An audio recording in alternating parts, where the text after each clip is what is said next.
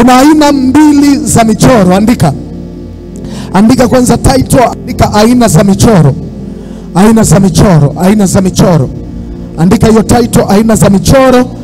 Alafu chini andika kuna aina mbili za michoro. Kuna aina mbili za michoro. Mchoro wa kwanza ni mchoro wa asili. Huu ni mchoro, andika mchoro wa asili. Alafu mchoro wa pili ni mchoro wa kutengenezewa. Michoro iko miwili. Mchoro wa kwanza ni mchoro wa asili, mchoro wa pili ni mchoro wa kutengenezewa. Bwana Yesu asifiwe. Sasa tuanze na mchoro wa asili ambao ni mchoro wa kwanza. Mchoro wa asili ni mchoro ambao Mungu mwenyewe ameuchora. Bwana Yesu asifiwe. Bwana Yesu asifiwe sana. Unanielewa vizuri? Ndio huo mchoro ambao tumeusoma kwenye Isaya sura ya 49 mstari wa 16. Pale Mungu anasema nimekuchora katika kitanga cha mikono yangu. Lakini Zaburi 32 mstari wa 8 anasema nitakufundisha na kukuonesha njia utakayoiendea huku macho yangu yakikutazama. Nikakwambia Mungu naye anatucholea michoro yake, mifumo yetu ya maisha. Sasa tunapozungumza michoro ya siri, hii ni michoro ambayo Mungu anakuwa amekutengenezea namna kuishi kama mwana mteule, kama mwana wa Mungu. Bwana Yesu asifiwe sana. Sasa aina hii ya michoro ambayo tumeiona kwenye kitabu cha Isaya 49 mstari wa 16 na Zaburi 32 mstari wa 8, nimekwambia ni michoro ambayo Mungu anamcholea nani? Mwanadamu, michoro ya asili. Sawa? Sasa kwenye michoro hii nikakwambia ya kwamba ni michoro ya Mungu. Sasa mchawi anapoanza kushughulikia michoro hii anashughulikaje? Hii ni michoro yako ya asili. Mchawi anakuwa anakufuatilia, anajipa muda wa kukufuatilia. Sawa?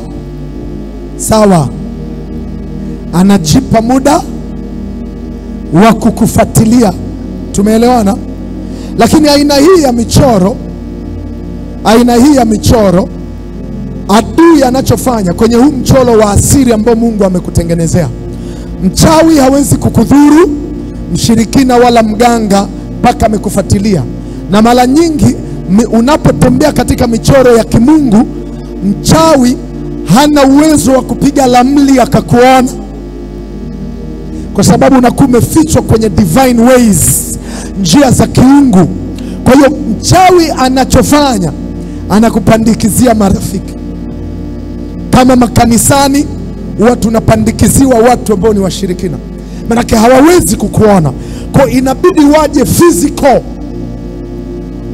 wanakuletea agent, rafiki. Jana unakumbuka nilikwambia don't ever trust anyone. Usiishi maisha ya kumwamini mtu. Mimi simwamini mtu, na hata ukinikaribia vipi. Kama simwamini mke wangu, na kuaminije wewe? Kama simwamini baba yangu na mama yangu mzazi, who are you by the way? Mimi siamini mtu. Kwa hiyo moja kati ya kitu ambacho mshirikina mimi haniwezi, ni kwa sababu mimi hamna namna utaingia. Hakuna. Kaka zangu, dada zangu niliozaliwa nao tumbo moja, I don't trust them. Jana nikakwambia vizuri, nikakwambia kama wewe haujiamini, aika hauna kibubu nyumbani kwako, kwa unajifanya unajiamini sana. Mtu yote ambaye anaweka fedha kwenye kibubu haweki kwa ajili ya kumfichia mwizi, kwa sababu kale ka kibubu kanaweza kakaibiwa, sika dogo. Anajifichia yeye zile fedha kwa sababu anahofia anaweza katumia zile fedha nje ya matumizi aliyojiwekea malengo. Kama wewe unaweza ukafika hatua ya kutokuamini, ya kutokujiamini, yani ukajisaliti mwenyewe juu ya matumizi uliokuwa umeyapanga, ukatumia fedha kinyume na ulivyokuwa umepanga. Kama wewe unaweza ukajisaliti siri yako, ukatafuta mtu ukamwambia bana, nakwambia wewe tu, hii ni siri yako, sijamwambia mwingine. Sasa wewe umeshaniambia, manake umeshindwa kutunza. Hiyo sio siri tena, manake hata wewe umeshindwa kuitunza, mimi nitatunzaje? Wewe inaikuhusu umeshindwa kutunza, mimi natunzaje? Unanielewa vizuri? Sasa ninachomaanisha, kama wewe unaweza ukajisaliti kwenye matumizi ya fedha ulichokuwa umepanga na serikali ya ubongo wako kwamba hii fedha ni ya kujenga, alafu ukakutana na chips mayai, ukakutana na kanguo kazuri na pasake na karibia, ukaamua kutoa hela ya tofali 200, ukaenda kununua nini wanaita, kuna vazi gani taradadi wakati wa mfungo, abaya, unaenda kununua abaya ya 250,000 kwa sababu umeona abaya. Manake umejisaliti wewe. Manake kama unaweza kujisaliti wewe kwenye malengo na mipango yako, manake wewe unajifichia hela, ndio maana hujiamini. Sio kama naeleweka? Tunaelewana? Sasa point ya msingi ni hii: kama wewe haumwamini mtu, kama wewe hujiamini, usimwamini mtu yoyote. Kama wewe unaweza kujisaliti, mtu mwingine anaweza kukusaliti. Wapende watu wote, lakini si kila mtu. Wapende watu wote, lakini usimwamini mtu yoyote. Bwana Yesu asifiwe sana.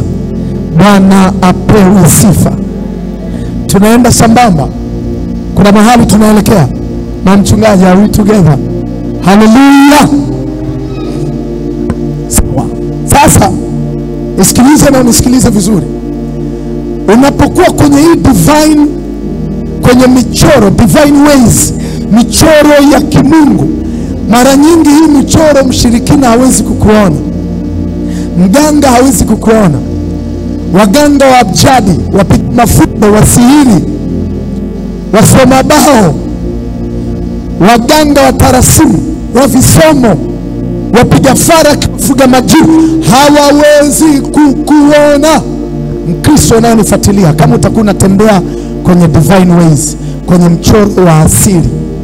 Haleluya. Sasa ili waweze kukunasa kwa huo mchoro wa asili, wanachofanya, wanafanya kitu kinaitwa manipulation. Namba moja, wanakupandikizia rafiki. Unakuta kuna mtu anakuijia kwa spidi sana, anajifanya anakujua, yuko tayari kukupigania, kukusaidia, kumbe anakusogeza kwenye target. Haleluya. Hapo ndipo marafiki huwa wanatumika. Sisi kanisani tunaletewa maagent. Ashukuriwe Mungu, kanisa letu maagent vitu vinakuaga vya moto, wanakimbiaga mapema kabisa. Wengine wao wanaamua kubadilika, wanaokoka. Sasa wanachofanya, wanakuwekea mtu, yeye kazi yake ni kukustudy, kukusoma, wewe unaishije, wewe unaombaje. Kazi yake ni kupeleka report, kupeleka report. Hii ni kwa ajili ya ushirikina wanaofanya michoro, especially kwenye mchoro wa asili. Nisikilize niendelee. Tumewahi kuona, unakuta mtu amemwaga mke wake, na hapa wanatumia mtu wa karibu au wanakupandikizia mtu. Umenielewa? Naomba nieleweke. Wanatumia mtu, yes, wanaweza wakamvuruga mtu wako wa karibu, kama ni mumeo, mkeo, ama mtu yoyote wa karibu, ndugu yako yoyote. Na ndio maana mimi mkifuatilia dada zangu wa kazi, sitakage nikiona unamzoea dada wangu wa kazi, mimi na wewe lazima tuwe na vita. Kwa sababu dada wa kazi anakuwaga amebeba. Wewe unanifuatilia online sasa hivi, usiruhusu dada wako wa kazi awe na marafiki. Unakuta dada wa kazi ametoka kijijini, wewe majirani, kwa mfano, si unakumbuka mimi nishafukuza sana dada wa kazi wapumbavu hivyo, yani, au kaka wa kazi. Wewe umekuja geti la jirani na geti la jirani hamjuani, hamjawahi kusalimiana wala hamjawahi kuonana kabisa, kwa sababu kila mtu uko kwake. Alafu unashangaa dada anaenda mpaka anaazima mpaka vitu kule. Bwana Yesu asifiwe. Unakuja kushangaa kuna kitu au jembe, unamuuliza umetoa wapi, ameazima kwa jirani. Au wao wameshaanza kuazimana tayari vitu, wanaazimana mpaka vyakula. Manake wanamtumia, na ndio maana fuatilia, wadada wa kazi wanatumiwa sana. Kwa nini? Kwa sababu dada wa kazi anakuwa anajua maisha ya familia vibaya mno. Na ndio maana mimi mtu akishaanza kunipikiaga chakula, nataka kujua mpaka rafiki yake, na naanza kumonitor rafiki yake ni nani, ana maisha gani, anatabia. By the way, katika vitu ambavyo mimi niko sensitive, sitakaji mazoea jikoni. Melania anajua. Yaani kisha kaa hivi labda nisikie jikoni kuna watu zaidi ya 3, nawaambia mnafanya kazi gani? Chakula kinapigwa na watu 6, watu 7. Mmoja akigeuka tabia akaweka pando, mnaishi. Lakini urafiki pia, yani wakuta dada wa kazi ana watu kibao mtaani wanaojuana naye. Mara nyingi wadada wa kazi, amini ninapozungumza, watu wa karibu wanatumika sana kuua familia. Bwana Yesu asifiwe sana. Bwana Yesu asifiwe sana. Sijui kama naeleweka. Nasema hivi, adui anapokutafuta ili apate kuleta madhara kwenye maisha yako, atafuatilia mfumo wako wa maisha. Akiona hana uwezo wa kukuingia, atakupandikizia rafiki ili huyo rafiki uweze kufunguka na kumpa siri zako. Ikishindikana, atamtafuta rafiki yako wa karibu, atamanipulate, alafu atamtumia rafiki huyo kukuangusha wewe. Ni muhimu kuchagua marafiki unaokuwa nao, kuwawekea viwango vya namna ya kukujua. Lazima uwe na mipaka, usipende kuamini kila mtu. Tunaelewana vizuri? Tunaelewana vizuri? Sasa mchoro huu nimekwambia, rafiki anatumika aidha kwa kupandikizwa ama kwa kuwekewa.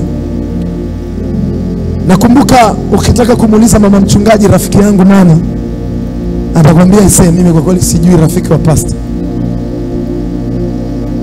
Nina watu ninaofahamiana nao, nina watoto wangu wa kulea. Unajua ukishakuwa mwanangu wa kiroho, ninakulea, ninakumenta, wewe sio rafiki yangu, ni mwanangu.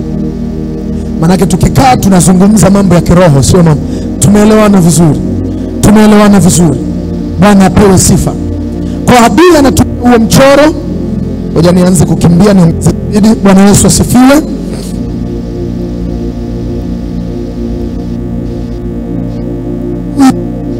Anatumia rafiki ili aweze kukuza mtindo maisha. Sasa maandiko, Bwana Yesu asifiwe sana. Nadhani naongea na watu online. Bwana Yesu asifiwe sana. Haleluya. Kitabu cha Mithali,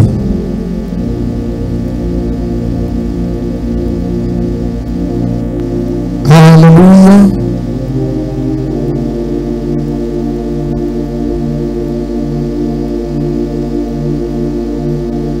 kitabu cha Mithali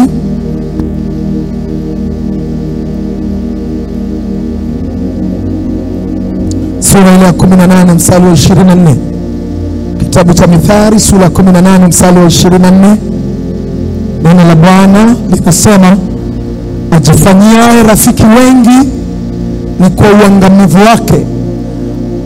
Bwana Yesu asifiwe. Anasema ajifanyiaye rafiki wengi ni kwa uangamivu wake mwenyewe, lakini yule yuko rafiki aambatanaye na mtu kuliko ndugu. Kwa hiyo unapojiwekea marafiki ni kwa ajili ya downfall yako.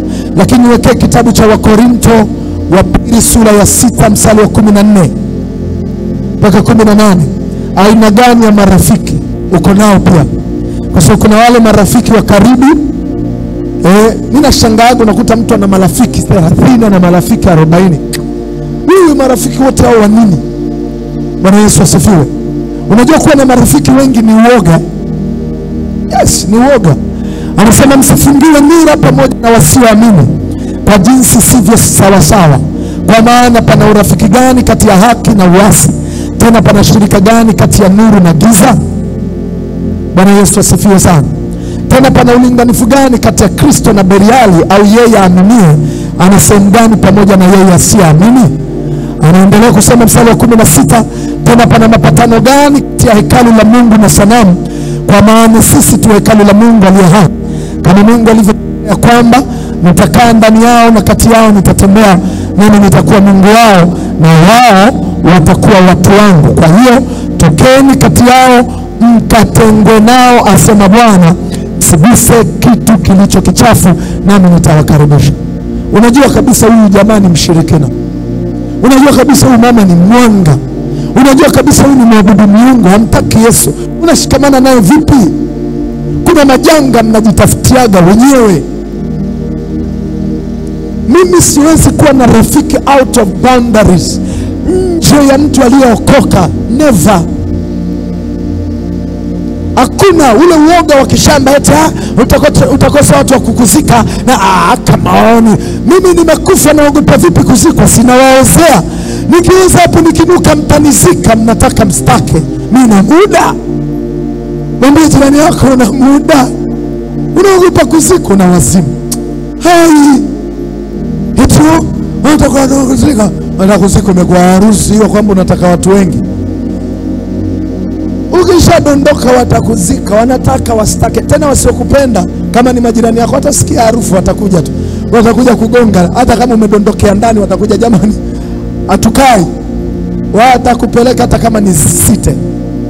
Wewe umeshakufa, unataka starehe gani? Eti mimi naogopa watanitenga, eti watanizika. Kuna mtu ulishakutembea ukakuta mifupa barabarani, anazikwa kibaka. Kibako aliyochoma moto, mkabaji na anazikwa. Wewe una baya gani? Mwenzangu, acha uoga. Swala la kukomaa na watu, marafiki 20, marafiki 40, wote wa nini? Uoga. Rafiki yangu, somo langu, jembe langu. Matokeo yako unakuwa msengenyaji na umbea. Kuna watu meingizwa kwenye ushirikina kipuzi sana. Una marafiki ndugu, wewe ushaokoka, bado unashikamana na wadangaji. Yani kuna lidada dangaji. Wewe umeolewa na Mungu, halimjua hata Mungu. Matokeo yake linaanza kukwambia shosti, mwenzangu, wanaume wote mbwa. Na mumeo unaanza ukimwangalia unamuona kama mbwa kweli, kumbe unaambiwa na jirani. Marafiki. Na by the way nikwambie, mtu pekee anayetamani mafanikio yako ni baba yako na mama yako. Ndio ambao wakiona mafanikio yako wanaweza wakakupigia makofi. Wengine wote kuwa na mashaka nao, hata ndugu wa damu moja. Ndugu yako kuzaliwa na wewe. Kama Yusufu aliweza kuna nini na ndugu zake. Waliotaka kumuua ni nani? Ni ndugu zake. Yusufu, si ndio? Wakamuuza ni nani? Ni ndugu zake. Chanzo wivu. Huu ni udugu wangu, udugu wako. Ti damu yangu. Hakuna cha damu yako. Ni uoga. Narudia tena, wapende watu wote, lakini si kila mtu lazima kukaribie. Acha maisha hayo. Bwana asifiwe. Yaani unakuwa na mtu mpaka unamwambia mambo yako na hana hata msaada wowote. Kumbe unavyomwambia yeye anafurahia, anajua nimemnyoosha. Kumbe yeye ndiye anayekuroga. Sikiliza, hakuna mchawi anayetoka mbali. Lazima kama mbali atakukaribia, atakuwa rafiki yako. Ukiona mtu kauliwa, mchawi hajatoka mbali, lazima anakuwa yuko karibu. Kamweka kwenye target vizuri. Bwana Yesu asifiwe sana. Wapo watu ambao wameathiriwa na mahusiano. Udogo wangu, somo wangu.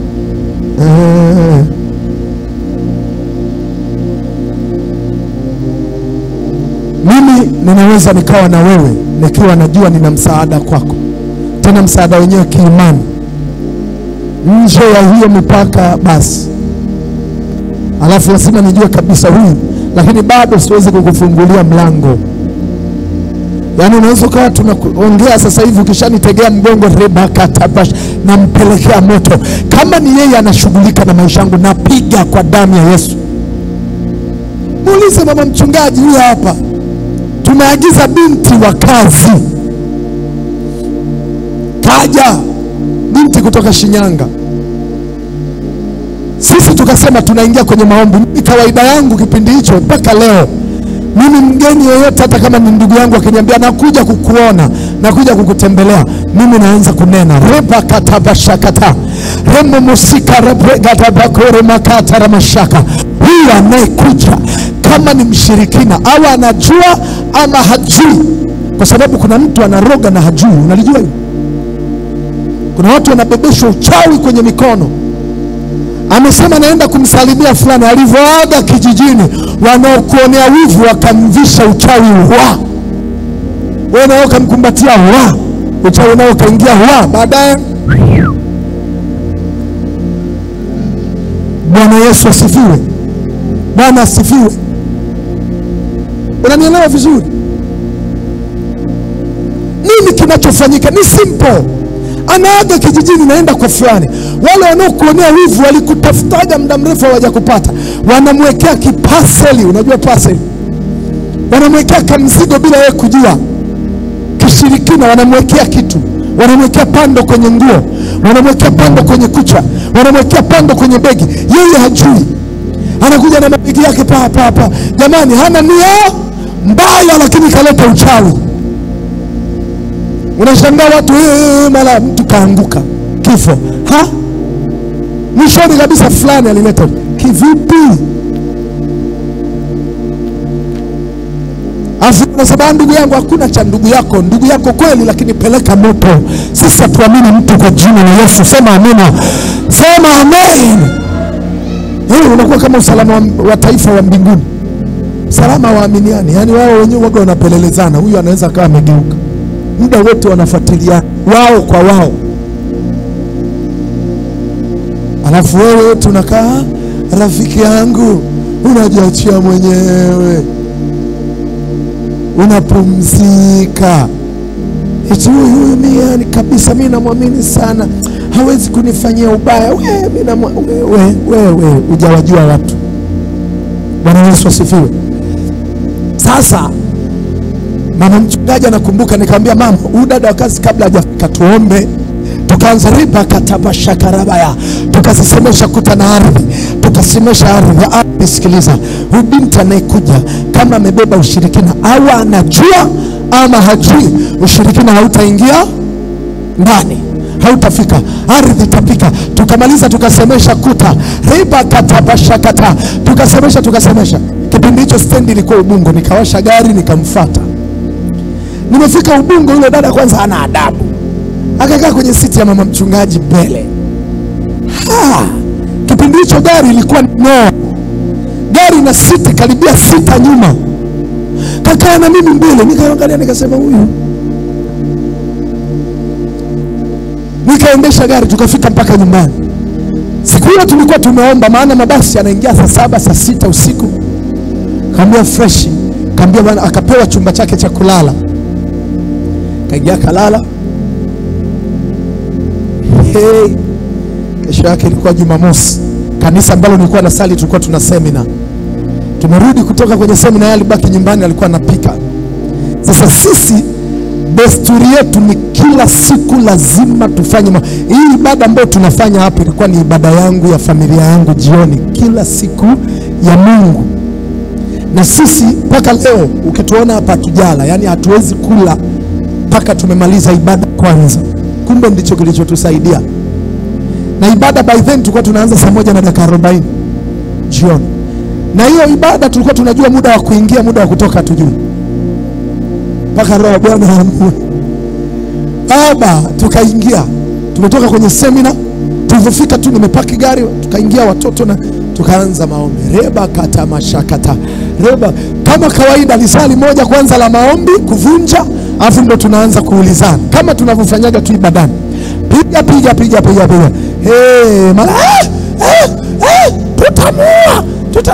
Tutamua nani? Tumemtuma afanye kazi yetu hajafanya. Afanye kazi yenu vipi? Nikamwambia msubirini kidogo. Afanye nini? Tumemtuma aje kuue. Sasa amepoteza dawa zetu. Nimesahau kukuambia tu, lakini jana yake ambayo nilikuwa namleta alipoteza begi lake, yale mabigi 5. Mnajua mabegi ya bigi 5. Ameacha kusafiri lini nyinyi? begi la Big 5 kubwa kama matranka ya watoto ya kuendea shule. Begi zima limepotea maeneo ya Kibaha. Na ninakumbuka ile siku nilimuuliza umepotezea hapo wakati tunaenda kutoa ripoti polisi. Akasema nimepotezea maeneo ya kwenye minazi. Nikajua minazi inaanzia pwani Kibaha. Nikajua huyu Kibaha. Sasa mimi bado akili haijakliki kwamba nimeletewa mashine. Tukaenda polisi. Tulivyoenda polisi, wakati tunaanza kuzungumza na polisi kutoa taarifa ya kupotelewa begi, dada wa kazi akaniambia bana, achana nalo. Begi ukubwa gani? Begi pata hapo, na niambiaje achana nalo kienyeji? Umejaza nguo. Achana nalo tuondoke. Wala usiripoti. Kumbe yeye anajua sindani kuna ushirikina. Anajua namna kuupa. Nasema yule mwizi, Mungu ni wa ajabu sana. Tumeomba Mungu akatumia mwizi akaiba begi. Sema yule mwizi na yeye alichoenda kukikuta kwenye hilo begi, nadhani atakuwa aliacha kuiba tena. Bwana Yesu asifiwe. Kumbuka ardhi ya nyumbani tumeisemesha kwa muda wa wiki nzima kwamba ushirikina wake hautaingia. Tulivyomaliza yale maombi, sasa ile Jumamosi, ile Ijumaa nimemleta. Jumamosi tumeenda kwenye semina, tumerudi na familia kabla hatujala chakula cha usiku. Kumbuka mchana mama mchungaji ndo alipika, alikuwa anamuelekeza, si unajua dada ndo kaja. Kwa hiyo mama mchungaji tulikula chakula cha mchungaji. Sasa cha jioni alikuwa amepika dada mwenyewe na tulimwacha peke yake. Kwa alikuwa amepiga vitu ndani, ilikuwa ni uchawi wa kutufanya tusinzie. Tukila tukose hamu ya kuomba, hamu ya kufanya ibada, twende tukalale ili moto upoe aanze kutushughulikia. Sasa tuna fast forward sasa tufikie pale ambapo amelipuka. Yale mapepo yakaanza kuzungumza. Huyu tumemtuma, sio mapepo, ni nafsi za watu washirikina. Wanasema tumemtuma aje kuue. Kwa nini?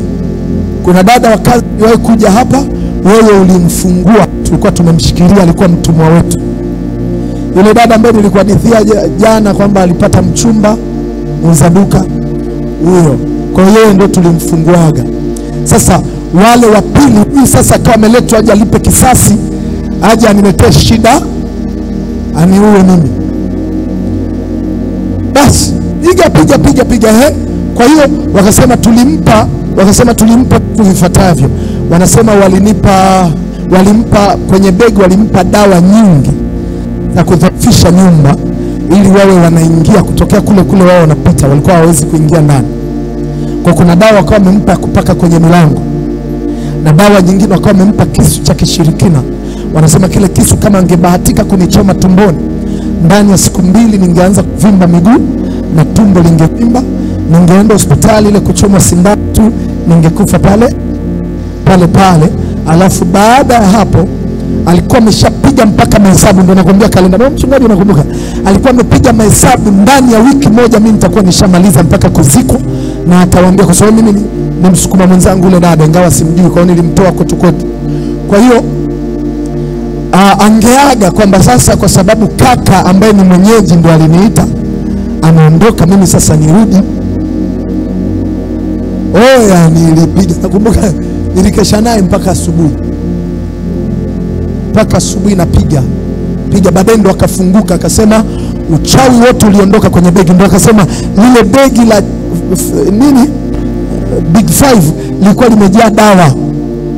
Kwa lile begi liliibiwa kwa sababu tulikuwa tumeomba, walivyolivuta alikopata.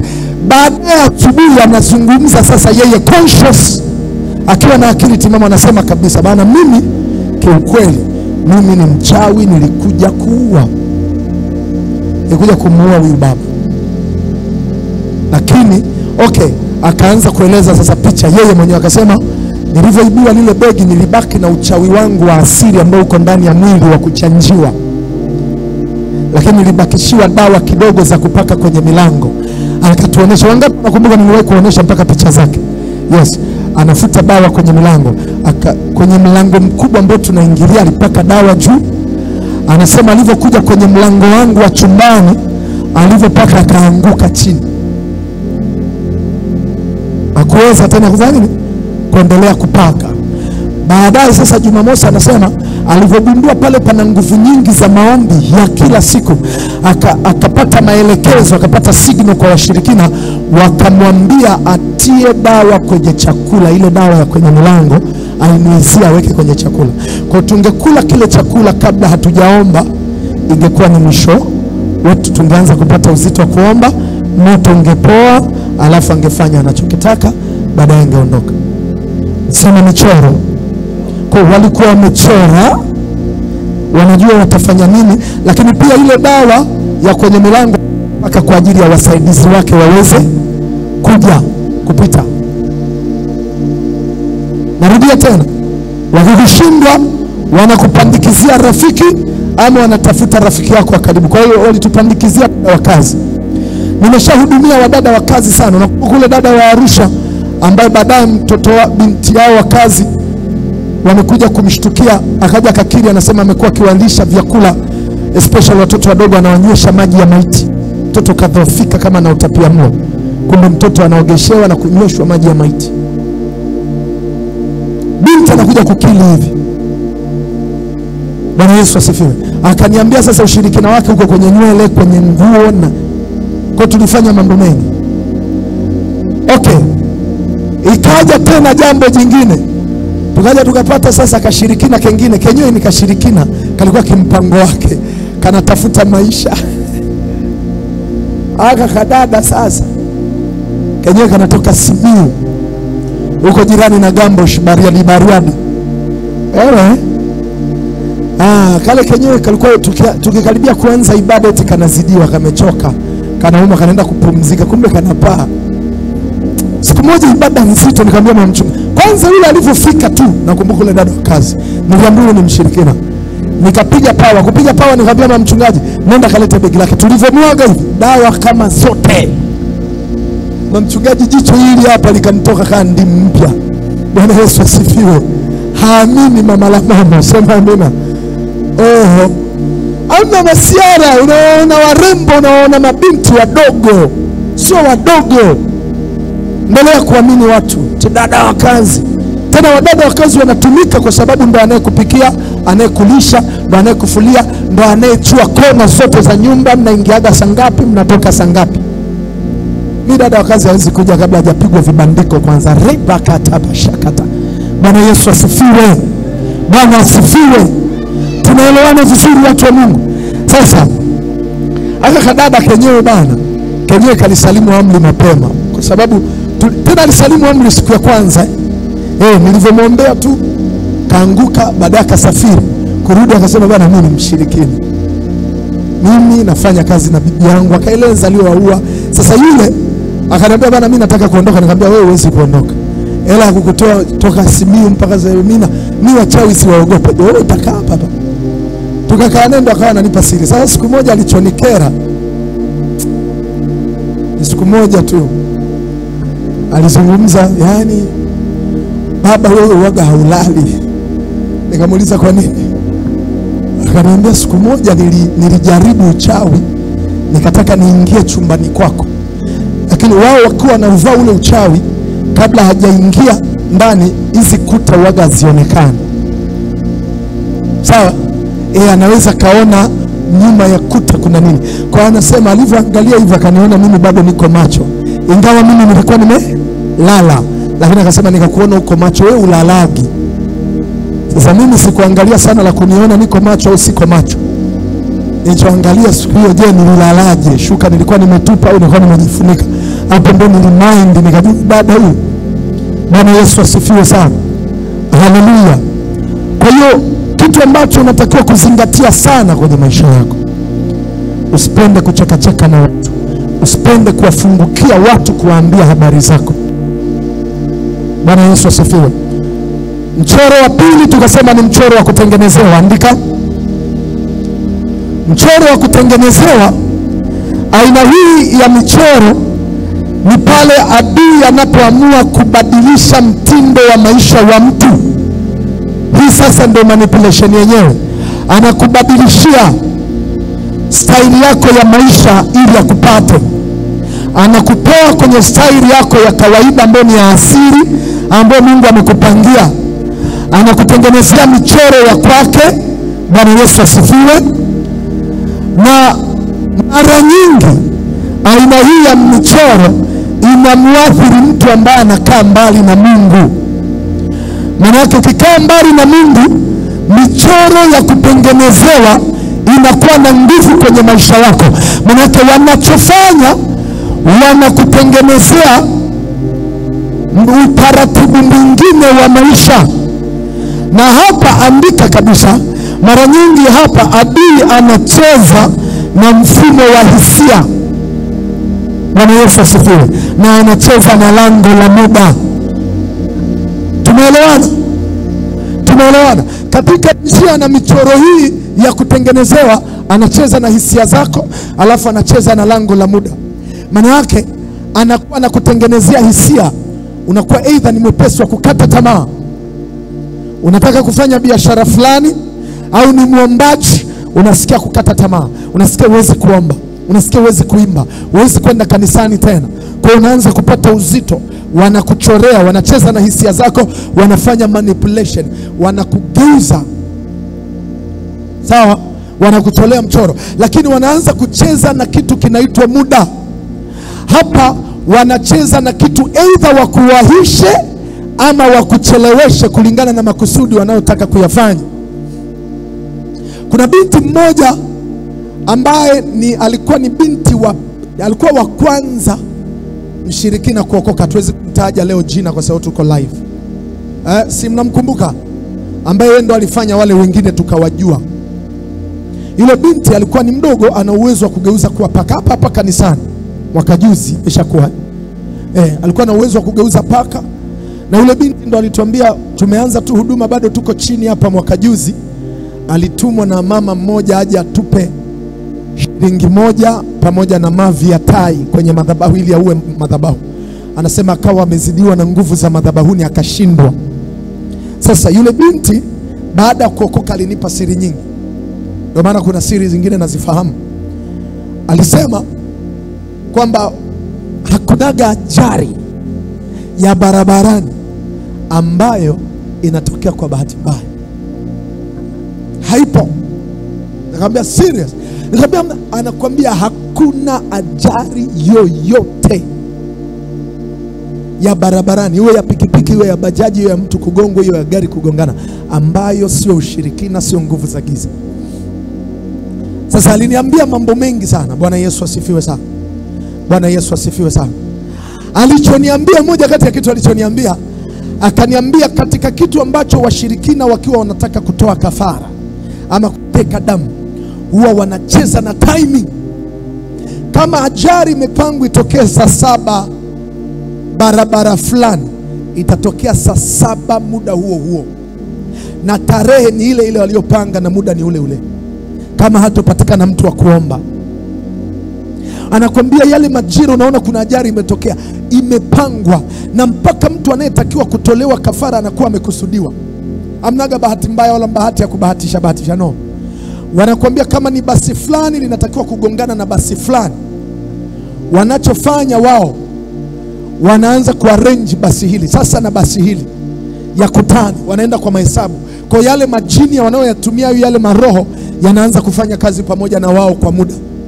Moja kati ya kitu, kwa mfano kuna basi labda, let's say tutoe mfano sio mzuri, basi labda ajali inatakiwa kutokea Dumila, alafu kuna basi inatoka labda Dodoma, alafu nyingine inatoka Morogoro mjini inakwenda Dodoma, alafu ikatokea ile basi inayotaka kugongana na basi nyingine imewahi kuliko hii. Wanachofanya, wanaanza kukorokocha ile basi ipite gereji, iangaliwe, itoke. Wanacheza na time, au wanawapitisha mahali naingia kujisaidia. Lazima kutengenezwe mazingira kuchelewa fulani paka mkutane exactly time ambao ni sahihi. Wangapi wanakumbuka niliwahi kuwashuhudia binti ambaye tulikuwa Morogoro kwenye semina. Yule binti tumemaliza semina, anakuja kushika walimu wa semina. Bwana Yesu asifiwe. Alivyoshika tu hivi mapepo yakalipuka. Semina imeisha, shika mkono mwalimu, mapepo yakalipuka. Yakasema wewe, yanamwambia mwalimu wa neno la Mungu. Ikabidi ule binti aanze kumkemea, kemea yale mapepo, kemea yale mapepo. Baadaye yale mapepo yakasema, umetuharibia sana. Huyu alikuwa ni praise, yule dada alitakiwa afe leo. Alikuwa anaenda kwa shangazi yake forest, kwa alikuwa anapita, njia yake ya kupita ilikuwa ni lazima apite kwenye ile roundabout ya wapi, ya Morogoro pale stendi pale panaitwa Msamvu, kwa ni lazima apite pale. Kwa hiyo angepita na bodaboda, kwa sababu muda ulikushaenda, ni jioni, kwa alikuwa amepanga achukue bodaboda. Angefika pale mpaka basi ambao linatakiwa kumuondoa liko lishapangwa. Wakaomba, ikabidi wapigie simu marafiki zao ambao wako stendi, simameni kwenye roundabout ya Msamvu, basi fulani, hatuwezi kulitaja, basi fulani mtaliona linapita. Je, muangalie kama muda ni wenyewe. Walivyoangalia muda ule lile basi lilipita. Manake kilichokuwa kimetengenezwa ni kwamba yule dada angepita pale na pikipiki, wange collide. Hakuna bahati mbaya, ni michoro. Bwana Yesu asifiwe sana. Bwana Yesu asifiwe. Sasa kwa nini nimekuambia hapa wanadili na muda? Wanadili na muda vipi? Wanaona labda sasa huyu anataka kuwahi, wanakuchelewesha, au wanaamua kukuwahisha. Hujawahi kumuona mtu anahangaika kabisa, anataka wahi. Sasa baadaye mnasema kumbe alikuwa anawahia kifo kilikuwa kinamuita. Sio hivyo. Alikuwa anavutwa kwenye ulimwengu wa roho aende ndani ya timing. Kuna hiyo kifo, lakini kuna kuibiwa, mpaka kuibiwa. Ukiona mtu umeenda mjini umeibiwa, ulicholewa mchoro. Kuna mwizi aliandaliwa, na kila kitu kwenye ulimwengu wa roho kiko ndani ya muda na kimepangwa, ni well script, kimepangwa. Bwana Yesu asifiwe sana. Bwana Yesu asifiwe sana. Sasa kwenye kucheza na hisia, Bwana Yesu asifiwe. Bwana Yesu asifiwe. Wanacheza na muda, wanacheza na hisia. Sasa nirudi kwenye ule mchoro wa asili wa kwanza ambao wanakufuata. Wanacheza pia na maisha yako kwa namna unavyojiposti. Nilisahau kukupa hii point. Wanatumia mitandao ya kijamii. Kamata hii. Wanatumia sana sasa hivi washirikina mitandao ya kijamii kukusport. Wanakufuatilia kwenye mitandao. Kwa nini? Kuna washirikina wanaitwa ni wachawi wa abjadi. Hawa ni waganga wa abjadi, ni wachawi wa namba na herufi. Sasa hawa mara nyingi watakufuatilia wajue birthday yako ni lini, unazaliwa tarehe ngapi, mwezi wa ngapi. Watafuatilia wajue herufi ya kwanza ya jina la mama yako. Wakishapata hivyo, kama huna Mungu umeisha. Nazungumza kama huna Mungu.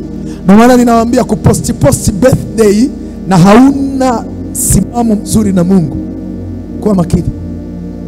Kuposti aina ya maisha yako, mala I'm enjoying, I'm having fun, wanaona yuko Kempiski, yuko Dubai, ana hela, anaanza kukutembelea.